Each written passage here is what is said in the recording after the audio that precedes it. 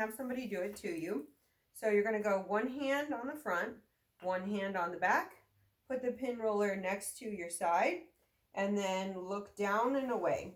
So you'll notice that the pin roller can go all the way up the side of your neck. Now first you just kind of move it around to see where it's tight. So mine's kind of tighter back here, but notice I can go all the way back here, and I can go right next to the spine, and I can go all the way up to the occipital bone.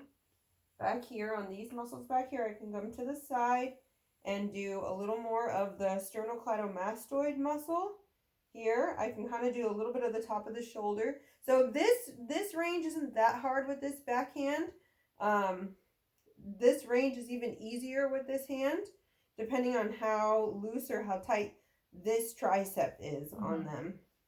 And then I can go all the way forward to the scalene muscles here on the side. And then this is as far as it will go on the top of the shoulder here. Okay. So that's that. It's pretty easy, this one. Okay. Did you want to keep recording or? Yeah, I'll shut up. Okay.